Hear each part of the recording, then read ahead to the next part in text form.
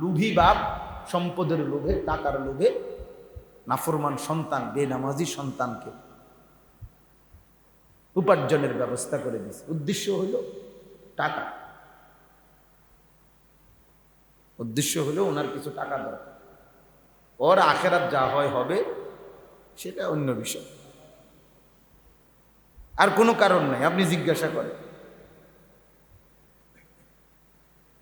আমি তো স্পষ্ট বলি, আপনি জিজ্ঞেস করেন যে চাচা আপনি যে 6 লক্ষ টাকা কিস্তিতে নিলেন, সুদে নিলেন, ছেলেটা বিদেশ পাঠাইবার সময় কি আশা যে আল্লাহ যেন এই টাকার উছিলায়, এই ছেলের উছিলায় আল্লাহ যেন আমারে আখেরাতে মাফ করে দেয়, এই জন্যই তো বলে এ লুভি না? এই সন্তানের চাইতে বেশি লুভি হলো এই বাপ।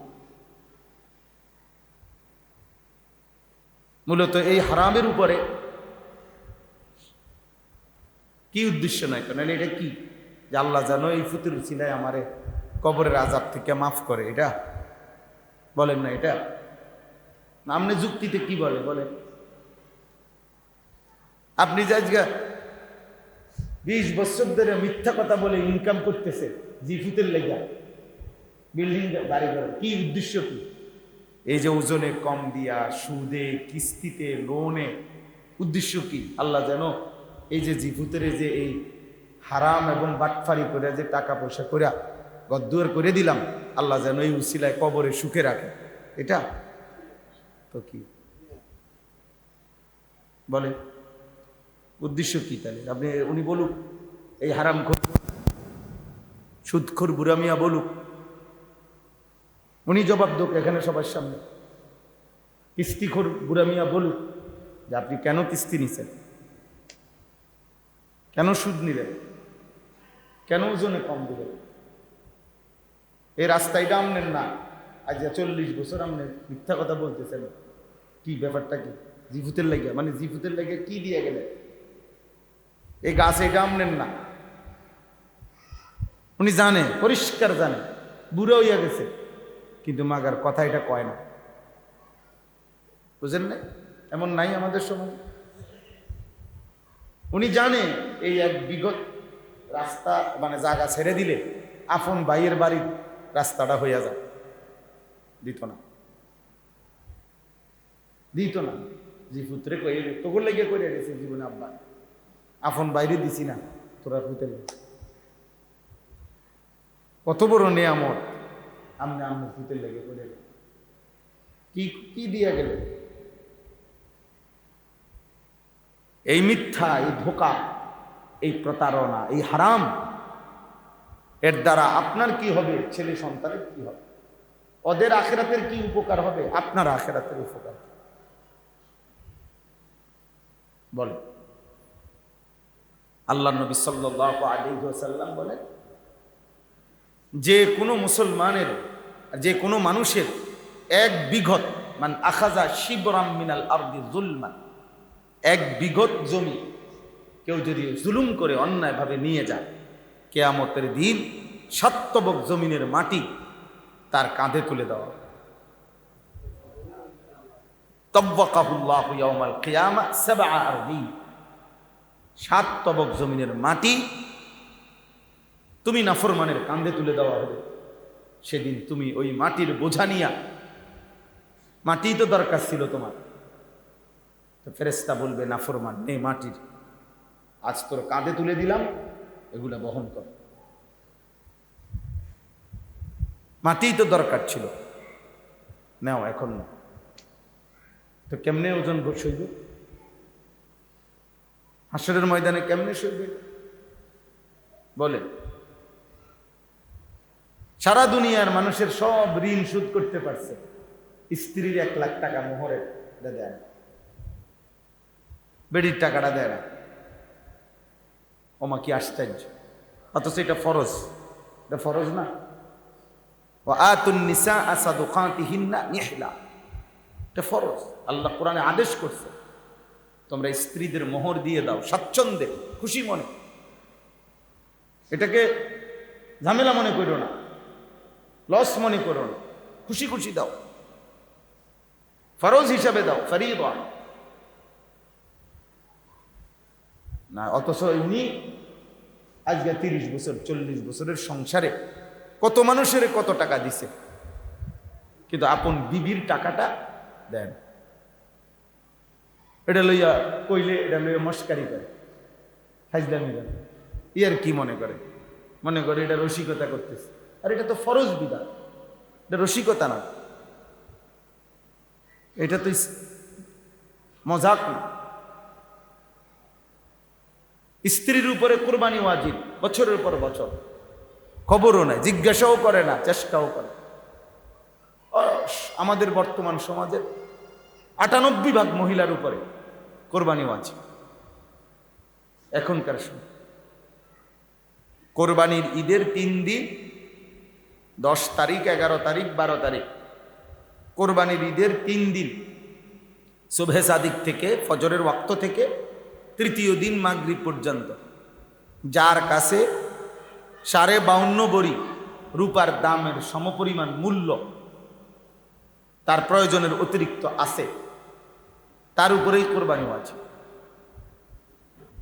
আমি এখন জিজ্ঞাসা করছি ইচ্ছা করে, 2-3 দিন পর পরে জিগাই, আজকে আবার জিজ্ঞাসা করছি এই মাগরিবের আগে এখানে আসার সময়। কোম্পানিগঞ্জ বাজারে আমাদের একজন ঘনিষ্ঠ স্বর্ণকার ব্যবসায়ী আছে, নাহিদ ভাই, পরে জিজ্ঞাসা করছি যে 52.5 ভরি রূপার এখনকার দাম হিসাব করে বলে।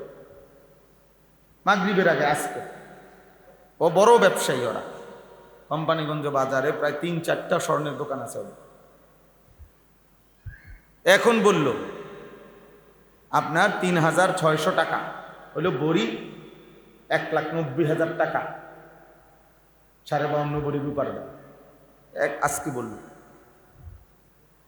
তাহলে কোরবানির দিন কোনো মহিলার যেটুকু স্বর্ণ আছে আর ওনার কাছে কিছু জমা টাকা আছে, এই দুইটা মিলাইয়া দাম যদি হয় 1,90,000, ওই মহিলার উপরে কোরবানি ওয়াজিব।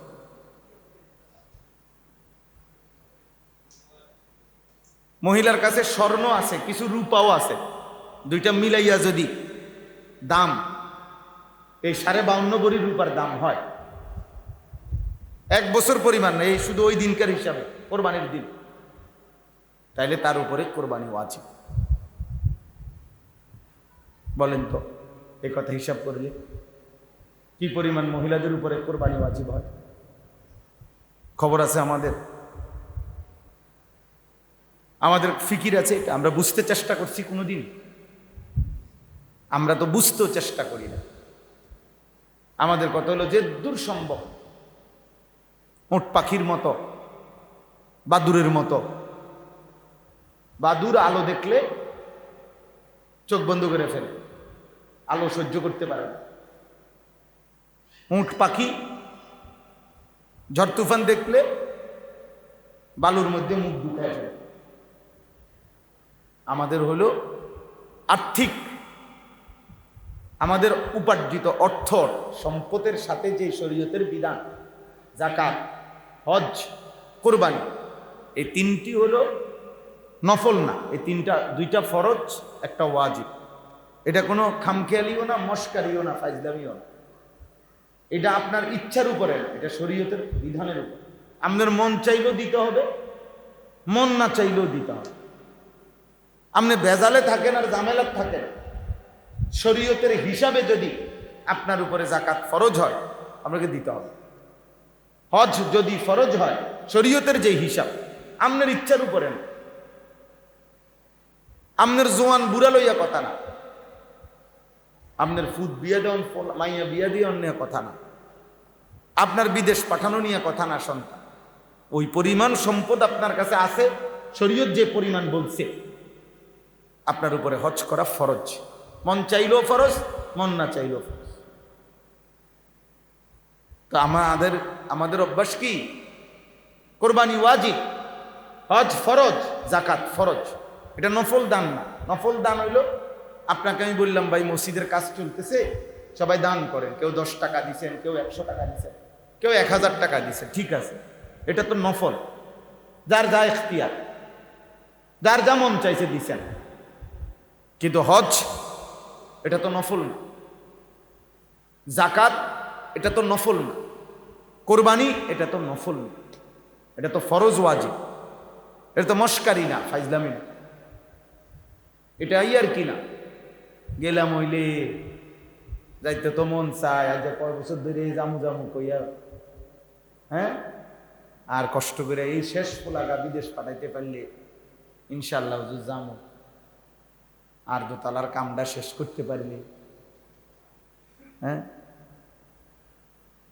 এইভাবে।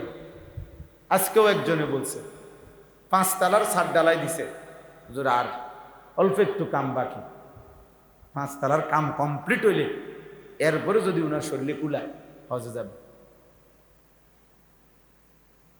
এই হলো আমাদের বুঝ, আমরা বুঝ। আফসুসের ব্যাপার, হজ তো আপনার সংসারের এ সমস্ত প্রয়োজন পূরণের ভিত্তিতে না, শরীয়তের নির্ধারিত পরিমাণ সম্পদের থাকার ভিত্তিতে। কোরবানি তো এটা না যে আমাদের ফ্যামিলির মধ্যে, আমাকে ঘরে আমরা একসাথে খাই হুজুর, আমরা 3 ফুট আব্বার 3 সন্তান মিলে আমরা অনভিন্ন হইছি না, আমগো ঘরে কোরবানি হয়, প্রতি বছরই কোরবানি হয় না, এটা না। আপনার ঘরে কোরবানি হয় একজনের বাপের নামে বা মার নামে, এটাই হিসাব তো না। ওয়াজিব হইছে কয়জনের উপরে আগে সেটা না বলবেন। এই ঘরে উপার্জন করে যতজন, ছেলে বিবাহিত না অবিবাহিত সেটা দেখার বিষয় না, ছেলে দেশে না বিদেশে এটা দেখার বিষয় না। উপার্জন করে যতজন, ওদের কাছে ওই পরিমাণ সম্পত্তি যদি জমা থাকে তো তাদের প্রত্যেকের উপরে কোরবানি ওয়াজিব, প্রত্যেকের উপরে। নবীজি সাল্লাল্লাহু আলাইহি সাল্লাম বলছেন, সামর্থ্য থাকা সত্ত্বেও যে কোরবানি করলো না, ওই নাফরমান যেন আমাদের ঈদগাহে আমাদের সাথে নামাজ পড়তে না আসে। ওরে বইল, তুই আসবি না আমাদের সাথে, তুই মুসলমানের সমাজ সমাজের সাথে আসবি না। ফালা ইয়াকরাবান্না মুসাল্লানা, নামে তাকিদ বা নুনে তাকিদ, আরবি ভাষায় সবচেয়ে দৃঢ়তাবাচক তাকিদ, গুরুত্ববহ শব্দ। সে যেন অবশ্যই আমাদের ঈদগাহে মুসলমানদের নামাজে যেন না আসে। ওই নাফরমান, ও নাফরমান, ওর কাছে 20,000 টাকা অনেক কিছু মনে হয়ে গেছে, ওর কাছে আখিরাতের কোনো মূল্য নেই।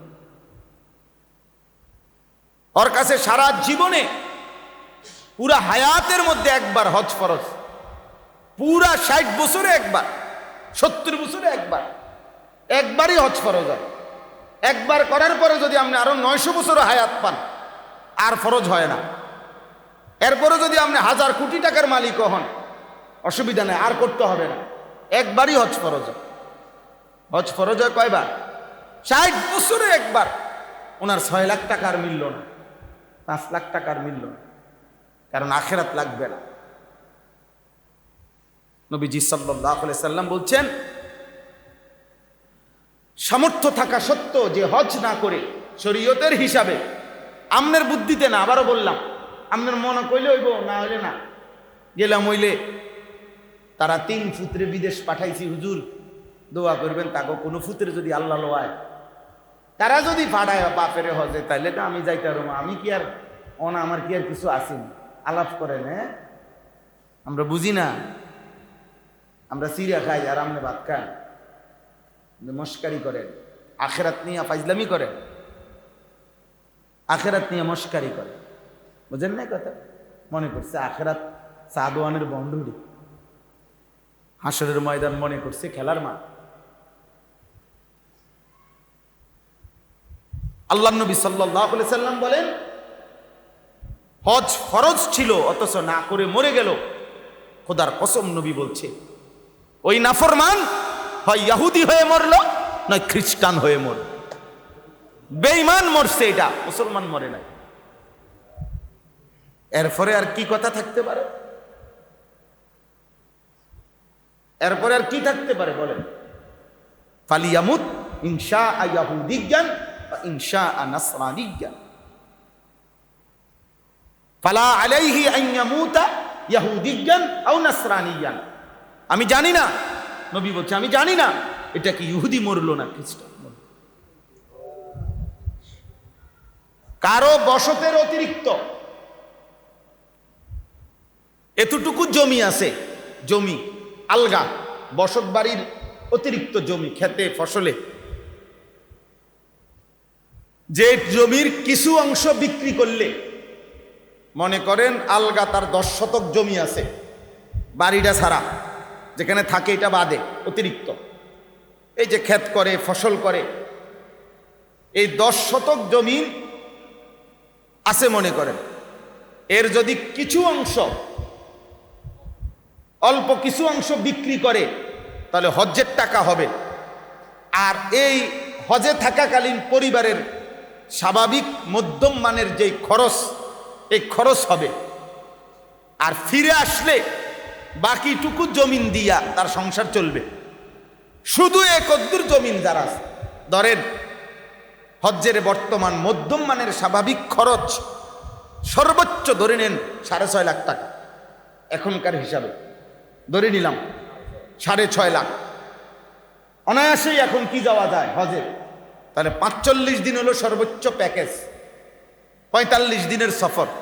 তো এই 45 দিনে বিবি বাচ্চার সংসার খরচ ধরেন আরো 1.5 লাখ এ লাগবে। ধরেন আমি ধরলাম আপনি বাজার সাজার, বউ বাচ্চার সংসারের ওষুধপত্র, কাগজ কলম, এখানে আরো 1.5 লাখ। তো 6.5 লাখ আর 1.5 লাখে কত? 8 লাখ। ধরেন আরো 1 লাখ বাড়াইয়ে ধরেন, যার 9 লাখ। তো ওই বেচারার 10 শতক জমি আছে, এই 10 শতক জমির মধ্যে 3 শতক বা 4 শতক বিক্রি করলে মনে করেন এই 8 লাখ টাকা হবে, অথবা 9 লাখ টাকা হবে, 3 তিরিকা 9 লাখ, অথবা 4 শতক জমির 2 লাখ টাকা করে হইলে 4 দুগুণে 8 লাখ। তাহলে এইটুকু জমি বেচলে এই টাকাটা হয়। আর বাকি যে দূর আছে 6 শতক 10 শতক আরো রয়েছে জমি, ওইটা দিয়েই আসার পরে ওনার সংসার চলবে। বুঝেন নাই কথা? আর কিছু নাই এই লোকের, দোকানও নাই, ব্যবসাও নাই, ফুতো বিদেশ নাই, আলগা আর কোনো কামাই নাই, বাড়িটা আছে আর এ জমি আছে এদ্দুর। যে দূর জমির কিছু বিক্রি করলে হজ্জের টাকা হবে, সংসারের 1.5 মাসের খরচের টাকা হবে। আর এর অতিরিক্ত যেটুকু জমি থাকবে ওইটুকু দিয়ে তার সংসারের খাদ্য খাবার খরচ চলবে। তো নিশ্চিত মনে রাখবেন এই মুসলমানের উপরে কোরবানি, আরে হজ ফরজ ফরজ ফরজ। এই বেটা যদি হজ না করে মরে যায়, আল্লাহর নবী বলছে এটা হয় ইহুদি মরল, নয় খ্রিস্টান মরল, বেঈমান মরছে, মুসলমান মরে নাই। আপনি যদি দলিল দেখতে চান, আরো নির্ভরযোগ্য ফতোয়ার কিতাব আমি আপনাদের দেখা দেব। কয়টা লাগবে কি? ও মাওলানা উপযুক্ত মুফতি, আপনাদের যিনি খতিব, মুফতি আসাদ আমারও মহব্বতের মানুষ, আমি তার দাওয়াতেই এখানে আসছি। আপনি জিজ্ঞেস করেন, কি আশ্চর্য বলেন তো। এই কথা চিন্তা করে, এটা বুঝছেননি কথা এটা? আরে এই মাসালাটা বুঝছেন কিনা বলেন, হিসাবটা। এখন আপনাদের বিবেক কি বলে, কি পরিমাণ মুসলমানের উপরে হজ ফরজ? কথা কন না কেন বলে?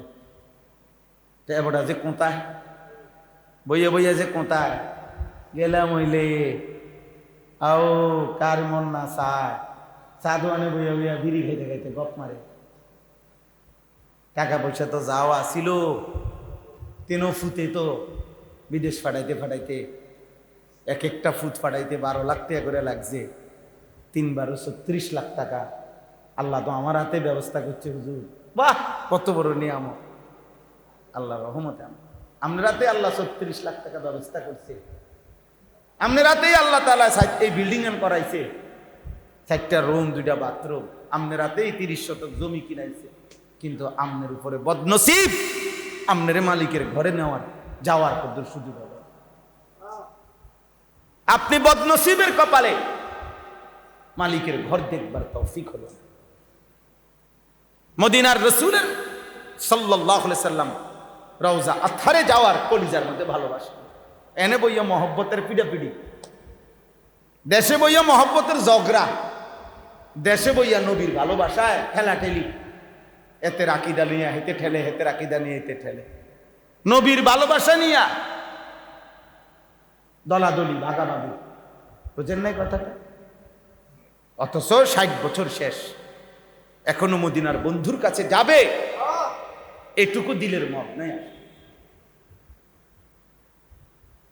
এখনো মালিকের ঘর দেখবে এই ভাবনাই আসে নাই। এখানে স্পষ্ট আয়াত আছে, আমি পড়ে শোনাচ্ছি একটু পরে। আল্লাহ তাআলা বলছে, বন্ধু এই পৃথিবীর মানুষ যদি জিজ্ঞেস করে হজে কেন যাবে, আল্লাহর ঘরে কেন যেতে হবে, আল্লাহ বলেন, বন্ধু নামাজের ফজিলত আমি বলে দিছি, রোজার ফজিলত আমি বলেছি, যাকাতের ফজিলত আমি বলেছি, রোজার ফজিলত আমি বলেছি, কিন্তু এই একটি আমল হজ, আমার ঘরের জিয়ারত, আল্লাহ নিজে বলেন, বন্ধু আমি এটা মুখে বলবো না, লিয়াশহাদু মানাফিআ লাহুম, আমার বান্দাকে আসতে বলেন, আমি তাকে নিজ চোখে তার জিন্দেগির কি ফায়দা, কি উপকার আমি তারে দেখাবো, এটা দেখাবো। ওকে আসতে বলেন, ওকে আসতে বলেন, লিয়াশহাদু, সে যেন নিজ চোখে দেখে যায়। কাবার চারদিকে ঘুরলে কেমন, আল্লাহ যেন বলে, বান্দা আইসা দেখো। হাজরে আসওয়াদ কেমন, আল্লাহ বলে, বান্দা আইসা দেখো। মাকামে ইব্রাহিম কেমন, আল্লাহ বলে, আইসা দেখো বান্দা। সাফা মারওয়ায় সাই করতে কেমন, আল্লাহ বলে, এসে দেখো। মিনা আরাফা মুজদালিফা হাজিরা আহাজারি করে তখন কেমন হয়, আল্লাহ বলে, আইসা দেখো, আইসা দেখো বান্দা। বুঝেন নাই কথা? আমি এটা বলবো না, আমি এটা বলবো না, বান্দা তুমি আসো, আমি তোমারে দেখাবো। তুমি বলবো কয়টা তোমারে, এই ছেলে, এই বেটা, এই আহাম্মক, চল এখান থেকে বেটা।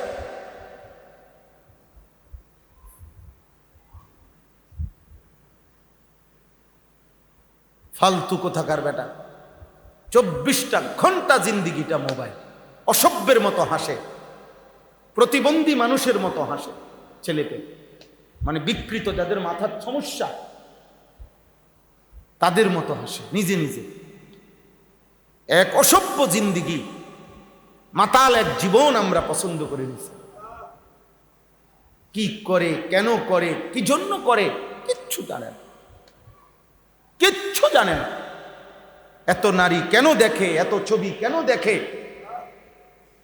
এত অশ্লীল দৃশ্য কেন দেখে, মোবাইলের এত নর্তকী কেন দেখে, কি করছে মোবাইল এটা দিয়া, কেন, এর দুনিয়াবি ফায়দা কি, আখেরাতের ফায়দা কি, কিছুই বোঝে না।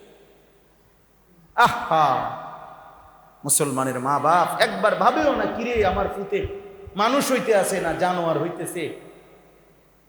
এই বাপের কলিজার মধ্যে এই ভাবনাটা, 365 দিন ক্ষুধার, এক বছরে একদিনও, আরে বেটা তোমার সন্তান একদিনও ফজরের নামাজ পড়ছে না, এটা মানুষ হচ্ছে না জানোয়ার হচ্ছে, আরেকবার জিজ্ঞাসা করো বেটা। মুসলমানের বাচ্চা কেমনে, ইমানদারের বাচ্চা কেমনে ক্ষুধার এক বছরে কোনোদিন ফজরের নামাজ পড়ে না, মুসলমানের ঘরের বাচ্চা এমন জানোয়ার কেমনে হয় বলেন? আপনি বাচ্চা রয়েছেন কেন, আপনি উপার্জন করেন কেন, কোন নাফরমানের জন্য আপনি বিল্ডিং বানাইতেছেন, কি ব্যাপারটা কি? আপনি বেউকুফ নি, আপনি বুঝাপড়া করেন না কেন? হেগর লগে স্ত্রীকে বলেন না কেন, তোমার এই বেপরদিগি অসভ্য জিন্দিগির জন্য নি আমি স্বামী ঘাম ঝরাইতেছি, আমার আজকে 18 বছরের বিদেশ, আমার রক্ত পানি করা টাকা বিনিময়ে তুই বেডি বাজারে বাজারে গরুনের লেগা, হ্যাঁ,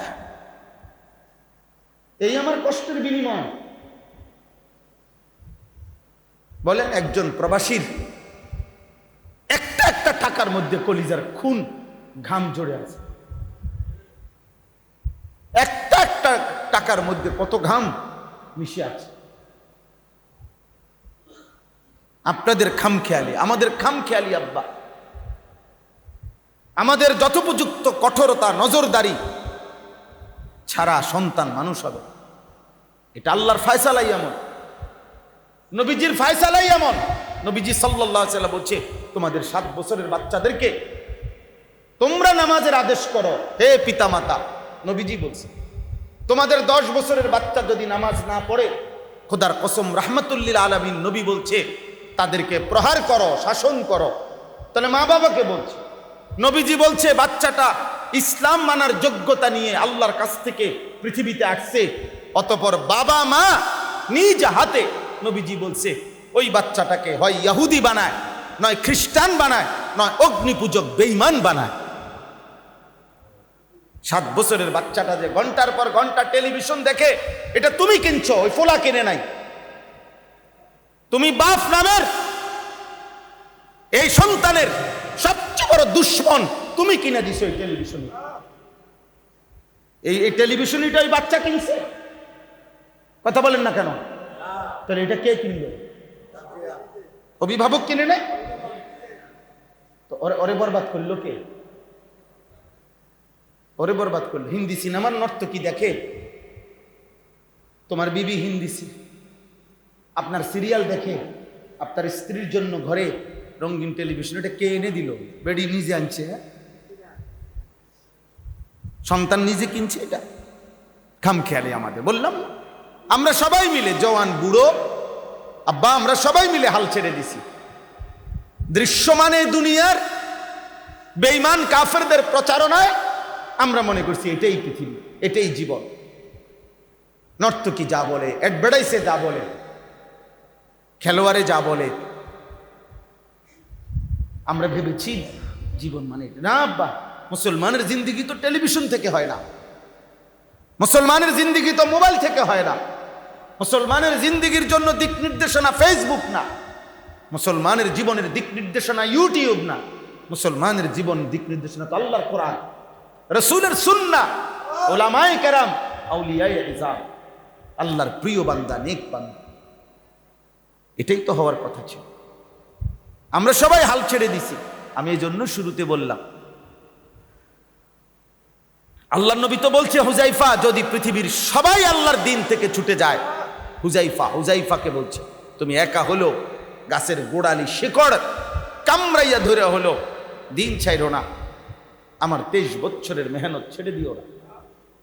এই জন্য হযরত আবু বকর সিদ্দিক রাদিয়াল্লাহু তাআলা যখন ইসলামের প্রথম খলিফা হয়েছেন, প্রথম খলিফা, তখন সর্বপ্রথম ইসলামের প্রথম খলিফা আবু বকর সিদ্দিক, ওনার সামনে প্রথম যেই সিদ্ধান্তটা গুরুত্বপূর্ণ ছিল, যে কয়েকটা, এর মধ্যে একটা হলো এটা যে মুসলমানদের মধ্যে একটা দল যারা গোটা ইসলাম মানে, কোরআন মানে, সব মানে, শুধু বলছে আমরা যাকাত দেব না।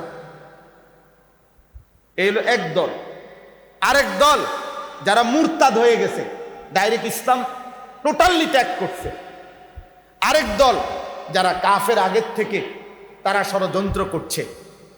তো পরামর্শ করছে যে এই মুহূর্তে 3 বাহিনীর বিপক্ষে, এক হলো যাকাত অস্বীকারী গ্রুপ, 2 ইসলাম ত্যাগকারী গ্রুপ, আর 3 আগের থেকে যারা কাফের, কথা বুঝেন নাই, তারা।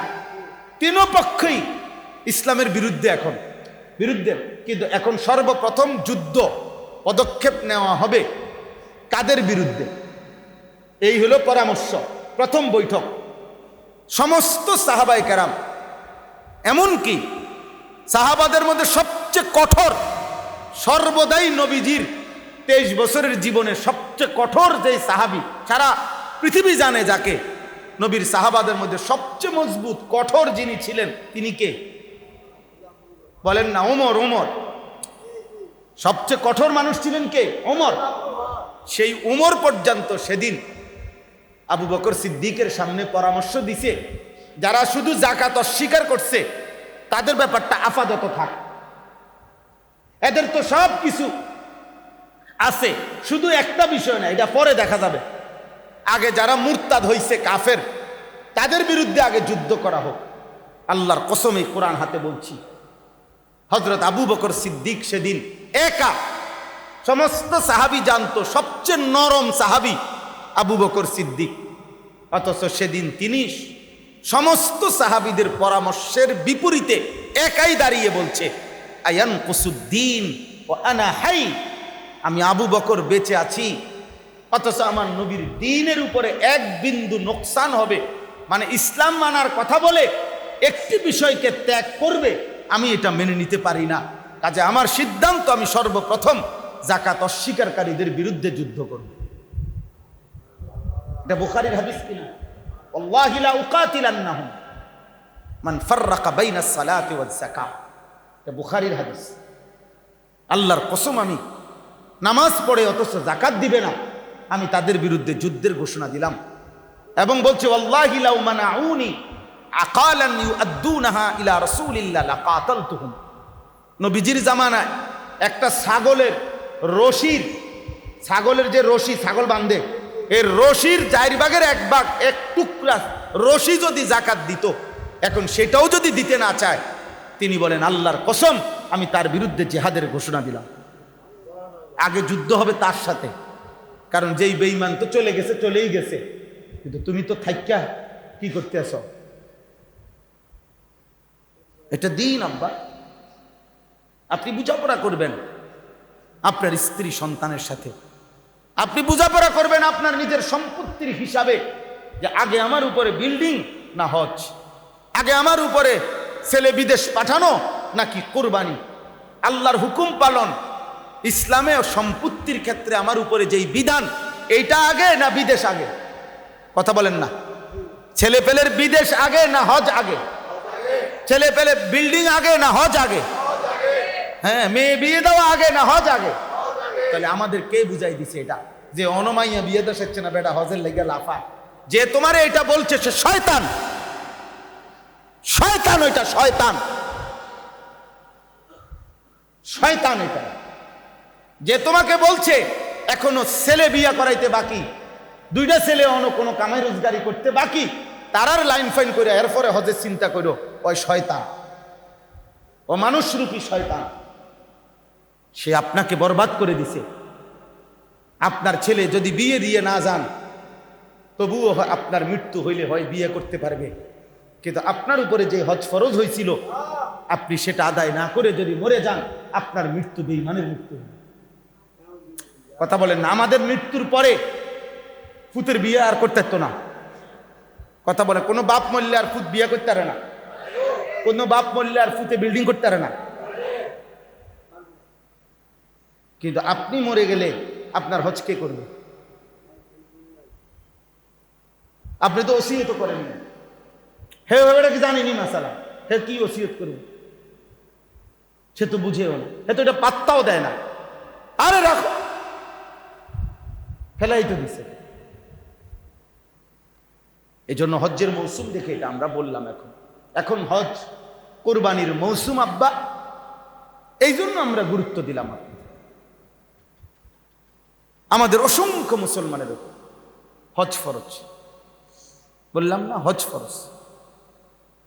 আল্লাহ তাআলা কোরআনুল কারীমের মধ্যে বলছে, ওয়ালিল্লাহি আলান নাসি হিজ্জুল বাইতি মান ইসতাতা ইলাইহি সাবিলা। আল্লাহ বলেন, আমি যাকে সামর্থ্য দিয়েছি এমন মুসলমানের উপরে, মুমিনের উপরে আমি আল্লাহর সন্তুষ্টির জন্য আমার ঘরের হজ ফরজ করে দেওয়া হল। আলা মানে কি? ফরজ। ওমান কাফারা ফা ইন্নাল্লাহা গানিয়্যুন আনিল আলামিন। আল্লাহ বলেন, আর শুনো, গোটা পৃথিবীর 800 কোটি মানুষও যদি অস্বীকার করে, 200 কোটি মুসলমানও যদি অস্বীকার করে আমি হজে যাব না, আল্লাহ তাআলা বলে কোনো অসুবিধা নাই, গোটা পৃথিবী থেকে আমি অমুখাপেক্ষী, তোরা একটা মানুষও যদি আমার ঘরে না আসো আমার কোনো অসুবিধা হবে না, তোর জাহান্নাম নির্ধারিত হবে। কার জাহান্নাম? আমার জাহান্নাম। আল্লাহর কিছু আসবে যাবে? নবীজি সাল্লাল্লাহু আলাইহি সাল্লাম বলছে, তোমরা যদি সেজদা দিতে দিতে প্রত্যেকেই সাইয়্যিদুল আউলিয়া, একেবারে নবীর সমপরিমাণ মর্যাদা ইবাদতে তোমাদের প্রত্যেকেরও যদি হয়ে যায়, তবুও আল্লাহর মর্যাদায় 1 সুতা বাড়বে না। আর তোমরা নাফরমানি করতে করতে যদি সকলেই ফেরাউন নমরুদ হয়ে যাও, খোদার কসম নবী বলছে আল্লাহর মর্যাদায় এক জাররা কমবেও না বাড়বেও। তাহলে আমাদের সেজদাতে আল্লাহর মর্যাদা বাড়ে না আমার মর্যাদা বাড়ে? আমাদের নাফরমানিতে আল্লাহর মর্যাদা কমে না আমার জাহান্নাম আসে? তো আল্লাহ আমাদেরকে বুঝার তৌফিক দান করেন। আমাদের এই তিনটা বিষয় আমি আপনাদেরকে জিম্মাদারি দিলাম। আপনাদের খতিব, আবারও বলছি, উপযুক্ত আলেম সে, আমাদের মহব্বতের অর্থ বুঝে নেন। আপনি আপনার হিসাব বলেন, সবাই আমভাবে একসাথে বুঝতেন না এটা। আপনি শুধু আপনার হিসাবটা বলবেন, অর্থাৎ হুজুর আমার মোট খেতে ফসলে জমি আছে এদুর, আমার ব্যাংকে আছে কয়টা টাকা। আপনি তেমনি চুপে বলেন, হুজুর আপনি আমার হিসাব করে দেন, হিসাব করে বলেন আমার উপরে হজ ফরজ কিনা, জাকাত ফরজ কিনা, কোরবানি ওয়াজিব কিনা, খালাস। যার যার রুগী যার যার ডাক্তার দেখাই দিলে তো ভালো না? এটা সহজ না? আপনি এটা জেনে নেন, যাই না প্রস্তুতি নেন। আপনি তো জানতেই চান না। বললাম না আমাদের কম বেশি কিছু নামাজ তো পড়ে, কম বেশি কিছু দান সৎকা তো অনেকে করে, কখনো 100 টাকা, কখনো 1000 টাকা, বেশি সাফাসাফি করলে 10,000 টাকা, এটা তো হয়। কিন্তু আব্বা এটা তো নফল,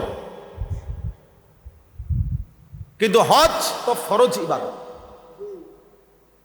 জাকাত তো ফরজ ইবাদত। কোরআনুল কারীমে স্পষ্ট আছে যে জাকাত দিবে না, আল্লাহর কসম আব্বা, কোরআন শরীফের আয়াত, আল্লাহ বলছে কিয়ামতের দিন তার সম্পত্তিগুলোকে ফুটবলের মতো গোল বানাইয়া প্রথমে জাহান্নামের আগুনে পোড়ানো হবে, এরপরে সেই গোলাকার সম্পত্তির পোড়ানো এইটা বলটা তার কপালে, কোমরে এবং পিঠে হাসরের ময়দান যতক্ষণ চলবে আল্লাহর কসম অতক্ষণ তার এই 3 জায়গায় দাগ দেওয়া হবে, দাগ লাগানো হবে।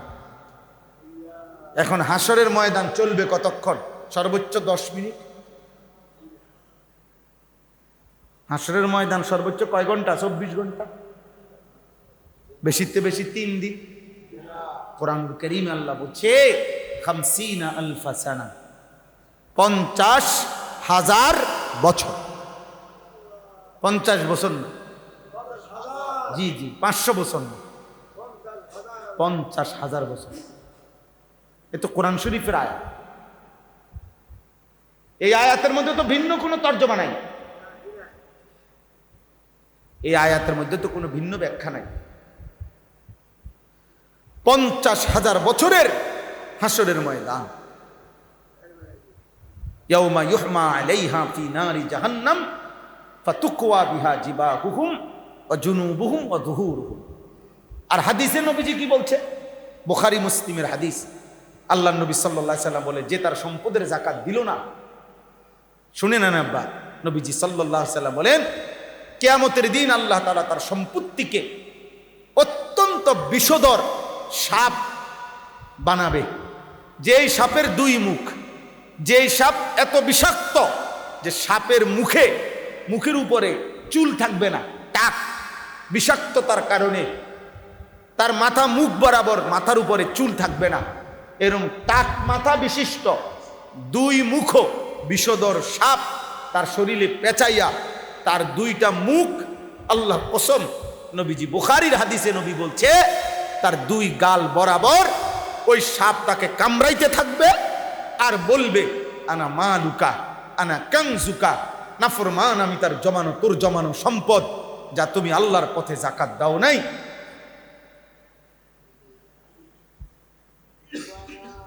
তাইলে আপনার কি পরিমাণ উচিত?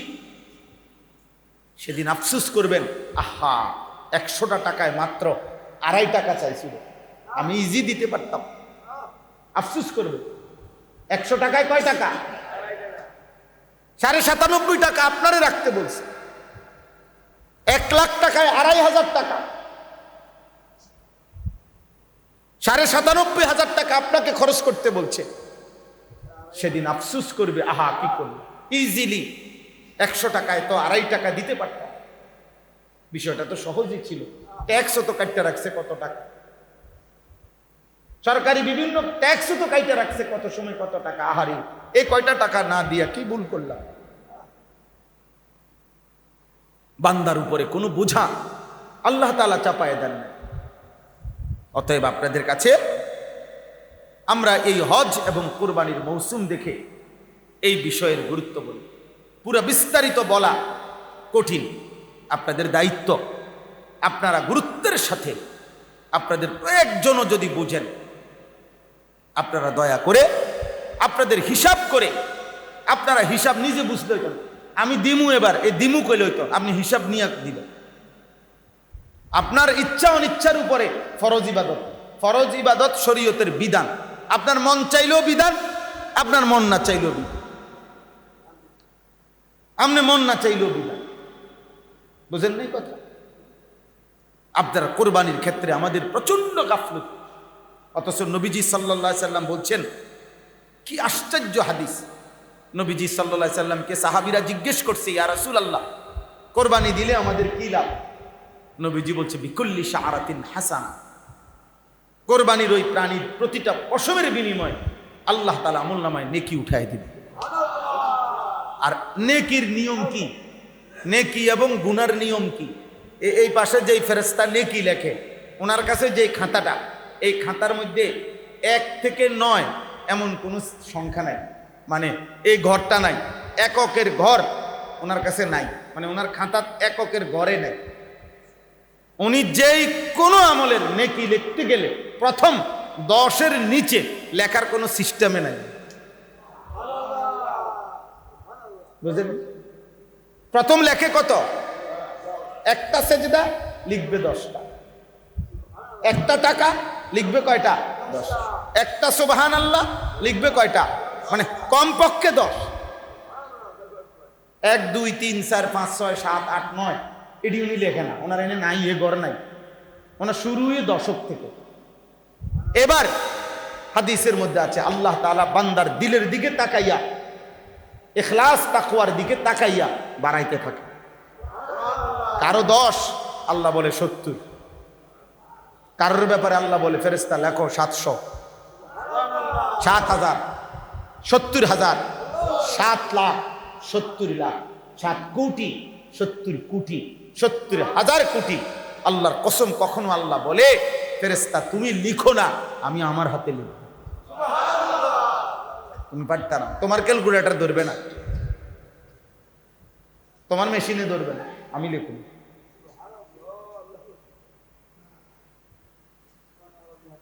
তাহলে আল্লাহ নবী সাল্লাল্লাহু আলাইহি সাল্লাম বলছে, প্রতিটা পশমের বিনিময়ে নেকি। তাহলে কোরবানি এটা কোনো জুলুম না, পেরেশানি না।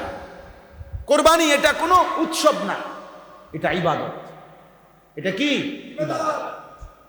এটা ছেলেটা বিদেশ থেকে টাকা পাঠায়, উনি সারা বছর টাকা পাঠায়, তো তোমার কাছে তো কোরবানির দিন তুমি যে বাড়িতে 30,000 টাকা পাঠাইলা, কোরবানি উপলক্ষে বাড়িতে কোরবানি হইছে বাপমার নামে, ভালো কথা, মাশাআল্লাহ।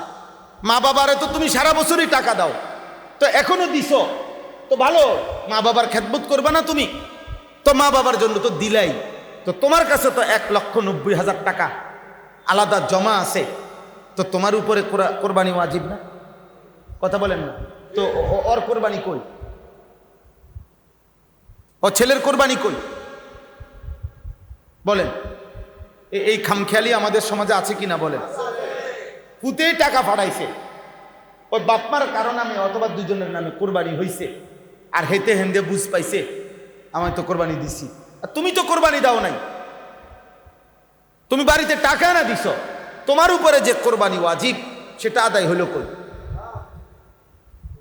বলেন। বলে তো মা বাবার নামে দিলে অপরাধ কি? আমি কি বলছি নি অপরাধ?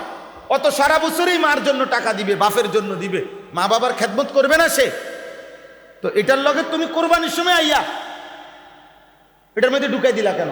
তোমার কোরবানি আলাদা দিবা।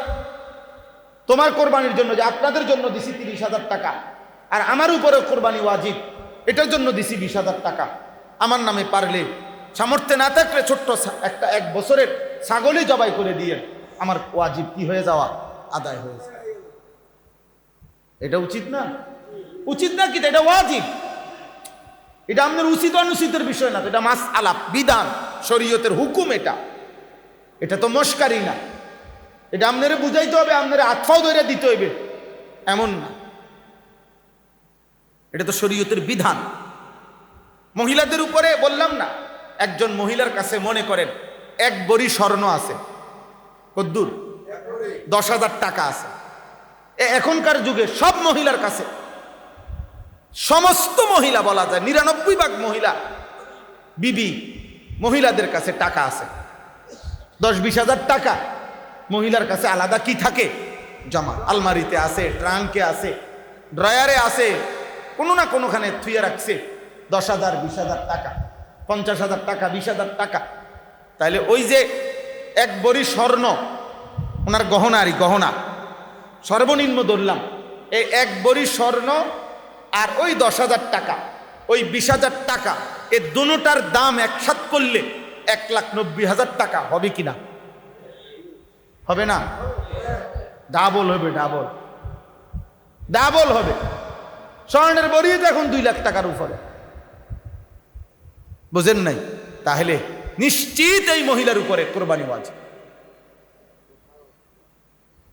এই মহিলার কাছে স্বর্ণ আছে, রূপাও আছে, কিছু রূপা, মহিলাদের পায়ের নুপুরা থাকে রূপার বানানো, রূপার তৈরি আছে। এই স্বর্ণ এবং রূপার কদ্দুর দুটা মিলাইয়া যদি ওই 52.5 বড়ি রূপার দাম হয়, ওই যে এখন বললাম 1,90,000, সেদিন যদি আরো বাড়বে তো, নাহলে আরো 20,000 বাড়বে, এরকমই তো। তাইলে 1,90,000 টাকা এই দুইটার দাম যদি হয়, তাহলে এই মহিলার উপরে কোরবানি আছে। তাহলে বলে হুজুর 7.5 বড়ি স্বর্ণের কথা, তাহলে কিটা হেটা? এটা স্পষ্ট বুঝে নিবেন। যদি কারো কাছে শুধু স্বর্ণ আছে, মহিলার কাছে মনে করেন তার গহনা অলংকারের স্বর্ণ আছে, কিন্তু 1 তোলা রূপাও নাই, জমা কোনো 5,000, 10,000 টাকাও নাই, অতিরিক্ত তার কাছে কোনো টাকাই নাই, শুধু আছে কি এই মহিলার জন্য, মানে এই স্বর্ণটার হিসাব হলো 7.5 বড়ি, না কি মনে না? এইটাই হিসাব, বুঝেন না? কিন্তু দুইটা মিলাইয়া যদি কি হয়, স্বর্ণ আছে, রূপা আছে, দুইটা আছে, স্বর্ণ আছে, টাকা আছে, দুইটা আছে, তাহলে হিসাব হইল 52.5 বড়ি রূপার দাম। বুঝছেন নি আমার কথা? না বুঝলে আবার বুঝবেন, না বুঝলে আপনি আবার বলবেন, কিন্তু এই কয় জুমা টানা এটা বলবেন, বুঝাবেন। কেউ না মানুষ, আমাদের জিম্মাদারি আমরা বলে যাই, সেদিন যাতে আখেরাতে বলতে না পারে যে আল্লাহ আমগোমোল্লা বলে নাই, আমরা আপনাদের কাছে বলে গেলাম। আমরা ইনশাআল্লাহ হাসরের ময়দানে সাক্ষ্য দেব, আল্লাহ আমরা বলছি। আমলনামা খুলে দেখেন, উনি শুনছে, উনি মস্কারি করছে। এজন্য দান সাদাকা আর এটা এক না।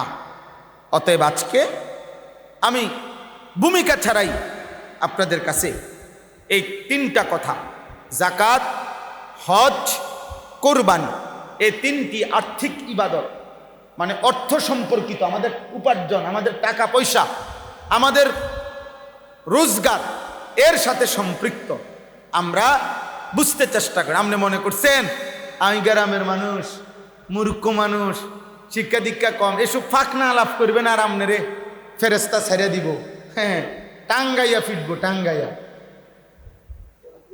আমি বললাম টাঙ্গাইয়া ফিটবে আপনারে। আপনি মনে রাখেন, আপনি আখেরাতকে চা দোকান মনে করেন না। হাসরের মাঠ কি চা দোকান? আমার চা দোকানে আপনারা আও কত কথা এরম হুজুররা কয়ও, কইতো লাগলে কে কি কম কয়নি, কয়টা করবো, কয়টা শুনবো, কয়টা শুনবো, এ কথা বললে আপনি একটা উড়াই দিলেন, আমারে ধমক দিয়ে থামাই দিলেন, মুয়াজ্জিনদের ধমক দিয়ে থামাই দিলেন, একজন হুজুররে বলিয়ে থামাই দিতে পারেন, আরে দুনিয়াতে না থামাই দিলেন, আল্লাহকে থামাইবেন কেমনে? হাসরের ময়দানে মালিক যখন জিজ্ঞেস করবে তখন কি বলবেন? কি বলবেন? কোরআনুল কারীমের মধ্যে আছে, কুল আরাআইতুম ইন আহলাকানি আল্লাহু ওয়া মান মাইয়া আও রাহিমানা ফামান ইউজিরুল কাফিরিনা মিন আযাবিন আলীম। সাংঘাতিক কথা এটা। আল্লাহ বলছে, হে নবী, আপনি এই বেঈমান কাফেরদেরকে বলেন, হে কাফেররা, হে নাফরমানরা, আল্লাহ যদি আমি মুহাম্মদ এবং আমার অনুসারী যে সাহাবা, এদের সবাইকে যদি আল্লাহ মৃত্যু দিয়ে দেয় অথবা যদি আমাদেরকে আরো কিছুদিন হায়াত দেয়, মানে আমরা বাঁচি কিংবা মরি, মনে করো আমরা মরেই গেলাম, সবাই শেষ হয়ে গেলাম, কিন্তু এরপরেও তোমাদের এই কুফর, শিরিক, মিথ্যা, চুরি, জিনা, ব্যভিচার, সুদ, কিস্তি, হারাম, এই নাফরমানির বিনিময়ে যেই আযাব, সেই আযাব থেকে, আল্লাহর সেই আযাব থেকে তোমাদেরকে কে বাঁচাবে সেটা বলো। আমি বাঁচলাম না বাঁচতে নাই। মনে করেন আপনারা যদি সবাই বলেন এ হুজুররা ঝামেলা, তো ঠিক আছে, আমরা দুনিয়ার থেকে চলে গেলাম, আপনারা আম করে ব্রাশ ফায়ার করে গুলি করে মেরে ফেললেন, তো এরপরে আপনি জাহান্নাম থেকে বাঁচা যাবেন? কথাটা আমার বুঝছেন কিনা বলেন না? আমরা যদি একটা মৌলবীও না থাকি তো থাকলাম না আর কি। তো এরপরে কি এই নাস্তিকরা, এই মুরতাদরা, আল্লাহদ্রোহী যেই আমাদের দেশেও যারা ইসলামের বিরুদ্ধে ষড়যন্ত্র করে, এই বেঈমানরা, তো তাদেরকে বলা, একটা মোল্লাও যদি না থাকে, একটা মসজিদও যদি না থাকে, একটা মাদ্রাসাও যদি না থাকে, তো বিনিময়ে তুমি কি জাহান্নাম থেকে বাঁচা যাইবা? কথা বলেন, তুমি কি আল্লাহর আযাব থেকে বাঁচা যাইবা? তো আমি থাকলেই কি, না থাকলেই কি? আমি শেষ হয়ে গেলে তোমার লাভ কি? আমি মরলে মরলাম আর কি? আল্লাহ আমাদেরকে বুঝ দান, হ্যাঁ, আল্লাহ আমাদেরকে বুঝ দান করেন, আল্লাহ আমাদেরকে কবুল করে নেন। অতএব আমার কথা শেষ। আপনাদের কাছে আমরা অনুরোধ করলাম, নওজোয়ান ছেলে তোমাদেরকেও বলি, আব্বা তোমরা এমন সুন্দর জীবন নষ্ট করো না, আব্বা নষ্ট করো না রে বাপ।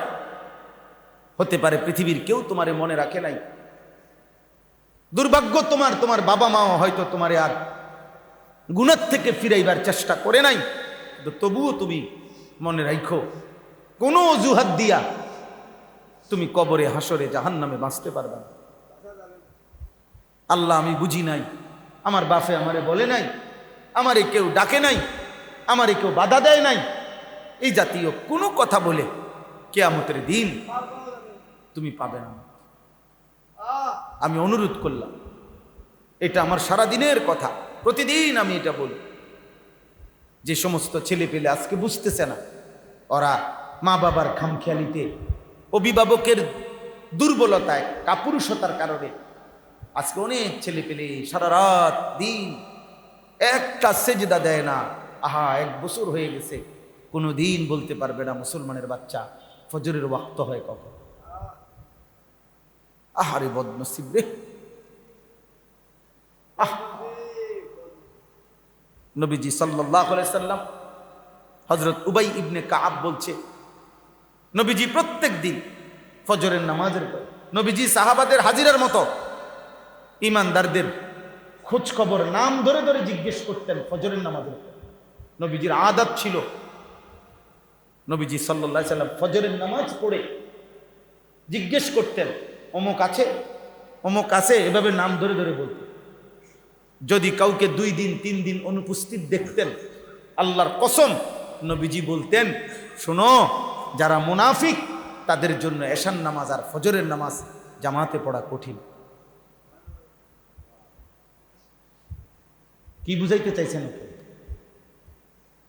যে আসে নাই তাহলে তারে কি বুঝাইতে চাইছেন? কথা বলে না। বুখারীর হাদিস, আল্লাহর নবী সাল্লাল্লাহু আলাইহি সাল্লাম বলছেন, ইন্না আসকালা সালাতিন আলাল মুনাফিকিন সালাতুল ইশা ওয়া সালাতুল ফজর। নিশ্চয়ই 2টি নামাজ মুনাফিকদের জন্য পড়া কঠিন, একটি হলো এশার নামাজ, একটি হলো ফজরের নামাজ। ফজরের নামাজ তুমি কি বুঝাচ্ছ আব্বা? মুসলমান আইডি কার্ড দেখাইবা, জন্ম নিবন্ধন সনদ দেখাইবা, কার কাছে? ফেরেশতার কাছে। কবরে ভোটার আইডি কার্ড। আল্লাহ নবী সাল্লাল্লাহু আলাইহি ওয়াসাল্লাম যিনি সুপারিশ করবেন, আমার সবচেয়ে বেশি ভয় লাগে, আহারে যিনি সুপারিশ করবে তিনি বলতেছে সে মুনাফিক। এবার সুপারিশ করবে কে? তোমার কোন আব্বাই সুপারিশ করব? তোমার কোন বাপে সুপারিশ করবে তোমার লাগা? আল্লাহ নবী সাল্লাল্লাহু আলাইহি ওয়াসাল্লাম একাধিক হাদিসে এটা বলছে। হযরত আব্দুল্লাহ ইবনে ওমর বলেন, নবীজির বিখ্যাত সাহাবী, ইজা ফাকাদনাল ইনসানা ফিল ফজর আসানা বিহি যান। নবীজির জামানায় আমরা কাউকে ফজরের নামাজে অনুপস্থিত দেখলে খোদার কসম তিনি বলে আমরা তাকে দুইটা ধারণা করতাম, হয় সে অসুস্থ যে কারণে মসজিদে আসতে পারে নাই, আর নয়তো মুনাফিক যে কারণে মসজিদে আসতে পারে। এই দুইটার একটা। ফজরের নামাজের অনুপস্থিত ব্যক্তিকে আমরা দুইটা জিনিস বুঝতাম, হয় অসুস্থ নয় কি, কথা বলে না, মুনাফিক। মুনাফিক মুনাফিক। মসজিদে 3টা ফ্যান দিছেন, হ্যাঁ, বেহেশতের বুঝ করে লেছেন 3-12,000 টাকা দিয়া, আখেরাত 12,000। মসজিদের 2 কাতার টাইলস দিছে, বাহ।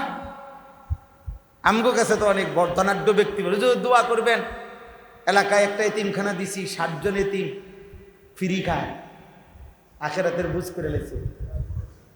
ওনার যে 400 কোটি টাকার লোন, উনি যে পুরো শরীরে সুদে আর কিস্তিতে লোনে, এগুলো সমস্ত কিছুর মাফের জন্য ওই যে 60 জন মিসকিন যে এতিম খায়, তারা ওনারে কান্দে করে ব্যস্ত দিয়ে আখেরাতের বুঝ করে রাখছে। তো ওই যে এতিমখানা বাদ দিছে যে, আখেরাত কি এই 60 জন মিসকিনের বাতের উজুনি আখেরাত, বুঝেন নাই? এইটা তো একটি আমল না আব্বা, দান সাদাকা তো একটি আমল, একটি আমল না।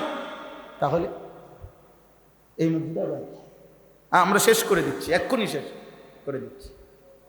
তাহলে আপনাদের কাছে আমার অনুরোধ রইল, আপনারা আলহামদুলিল্লাহ অনেক বুঝের মানুষ বসছেন, আল্লাহ আপনাদেরকে বরকত দান করে।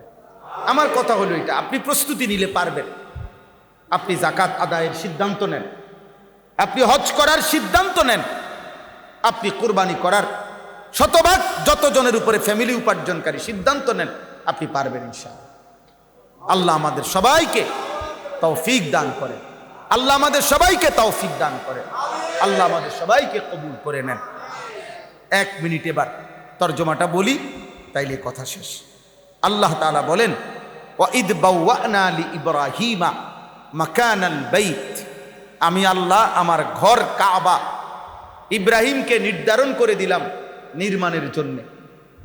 যখন তিনি নির্মাণ করলেন ওনার ছেলে ইসমাইলকে নিয়ে, তো আল্লাহ বলেন আমি এবার ইব্রাহিমকে বললাম তুমি 3টা কাজ করবা।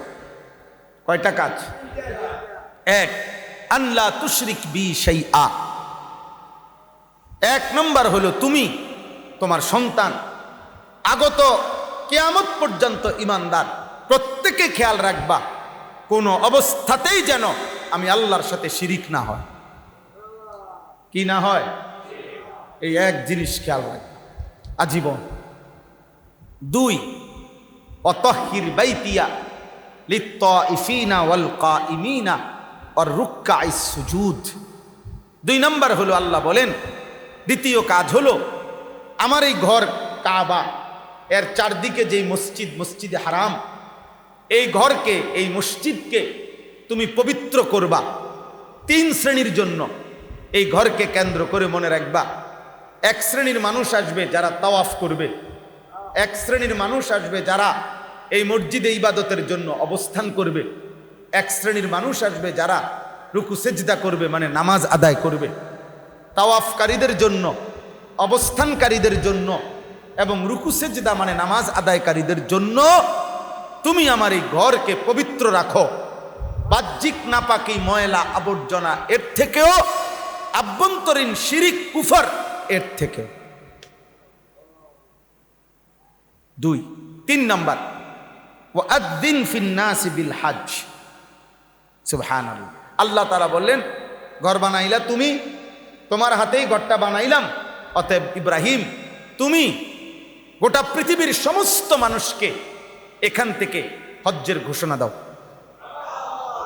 আদ্দিন, আজান দাও, হজের ঘোষণা দাও। আর নিদা ও বিসাউতিন, আজান মানে একটু উঁচু আওয়াজে ডাকা। আল ইলাম ও বিসাউতিন, উঁচু আওয়াজে কিছু জানানো।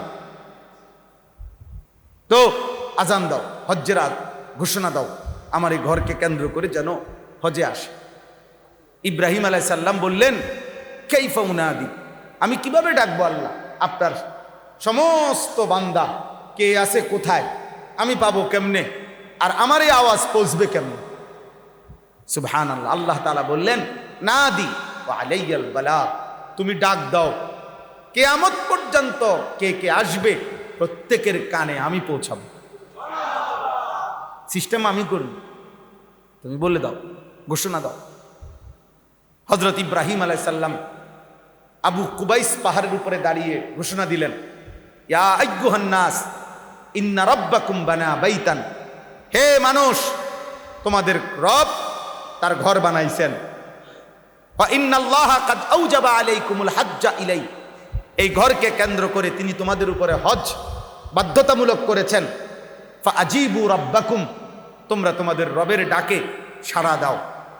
হাদিসে আছে, নবীজি বলেন, সৃষ্টি যে জীবিত মানুষ যারা, মায়ের গর্ভে যারা, বাফের পিঠে বাফের বীর্যে যারা, রুহের জগতে যারা, আল্লাহ তাআলা কুদরতিভাবে যাদেরকে আল্লাহ তাআলা হজ নসিব করবেন, আল্লাহর ঘর নসিব করবেন, তাদের প্রত্যেকের কানে এই আওয়াজ পৌঁছাইছেন এবং তারা সকলেই লাব্বাইক আল্লাহুম্মা লাব্বাইক, এই লাব্বাইকের আওয়াজ দিয়ে জবাব দিছে।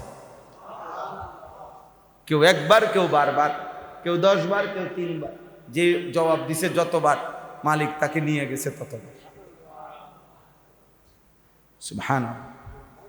ইয়াতুকা রিজালান ওয়া আলা কুল্লি যামিরিন ইয়াতিনা মিন কুল্লি ফাজ্জিন আমিক, আল্লাহ বলেন আপনি শুধু ঘোষণা দিয়ে দেন, আমি এবার কাছের যারা তারা পায়ে হেঁটে আসবে, দূরের যারা তারা যদি সর্বোচ্চ দূরত্ব হয় তো সর্বোচ্চ দূরত্ব থেকেও তাদের বাহনে চড়ে তারা আসবে।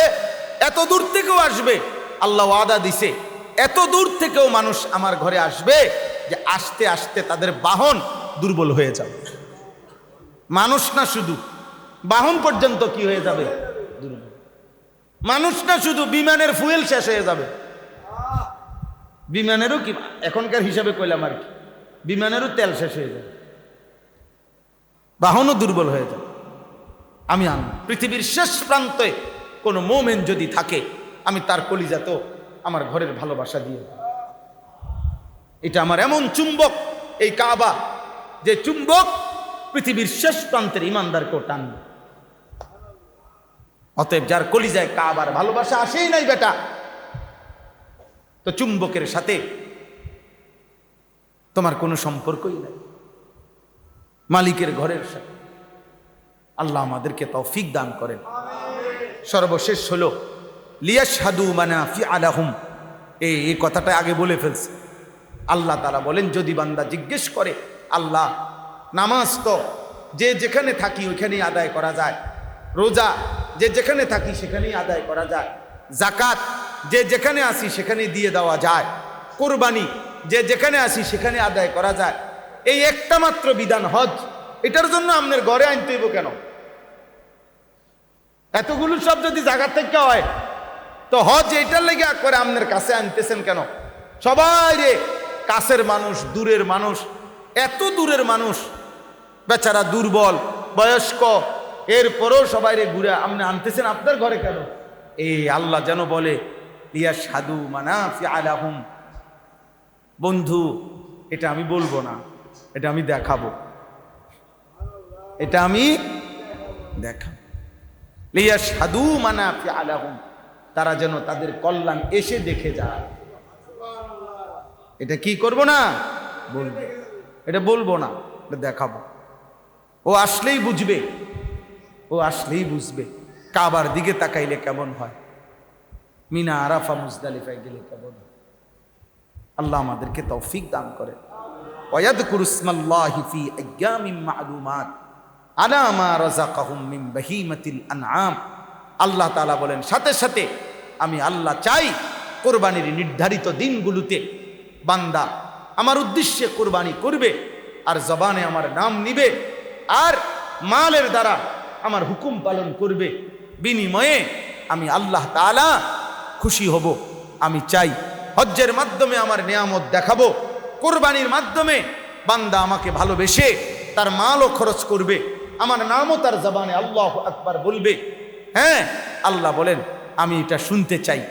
এবার বান্দা যদি শেষ বলে যে আল্লাহ আপনার জন্যই কোরবানি করছি, জবানে আপনার নামও নিছি, সম্পদ দিয়ে আপনার জন্য কোরবানি করছি, এখন আপনি এটা নেন। আল্লাহ বলবে না বান্দা, ফাকুলু মিনহা, আমার শুধু ওই যে তুমি মুখে আমার নাম নিছো, দিলে আমারে ভালোবাসা তোমার মাল খরচ করছো, আমারে দূরে সারবো, গোশত তুমিই খাও। আমি দিল পাইছি, আমি তোমার মুখে আমার নাম শুনছি, খালাস, আমার আর লাগবে না, গোশত তুমি না, ফাকুলু মিনহা। এবার বান্দা যদি বলে আল্লাহ এত গোশত আমি একা সবটা নিয়ে নেব, আল্লাহ বলছে আচ্ছা তো ঠিক আছে, ওয়া আতইমুল বাঈসাল ফাকির, তাইলে এখান থেকে কিছু গোশত গরিব, অসহায়, অভাবী, দুস্থ ওদেরকে খাওয়াও। ঠিক আছে দাও, তুমিও খাও, স্বজনকেও দাও, অভাবীকেও দাও। সুবহানাল্লাহ। আল্লাহ তাআলা আমাদের সবাইকে হজ কুরবানি আদায় করার তৌফিক দান করেন। আল্লাহ আমাদের সবাইকে কবুল করেন। আল্লাহ তাআলা আপনাদের সবাইকে ঈমান আমলের জীবন দান করেন। আলহামদুলিল্লাহি রাব্বিল আলামিন। আল্লাহুম্মা আনতাস সালাম ওয়া মিনকাস সালাম, তাবারাকতা ইয়া দাল জালালি ওয়াল ইকরাম, ইয়া আরহামার রাহিমিন, ইয়া আরহামার রাহিমিন, ইয়া আরহামার রাহিমিন। ربنا ظلمنا أنفسنا وإن لم تغفر لنا وترحمنا لنكونن من الخاسرين. ربنا آتنا في الدنيا حسنة وفي الآخرة حسنة وقنا عذاب النار. رب ارحمهما كما ربياني صغيرا. ربنا هب لنا من أزواجنا وذرياتنا قرة أعين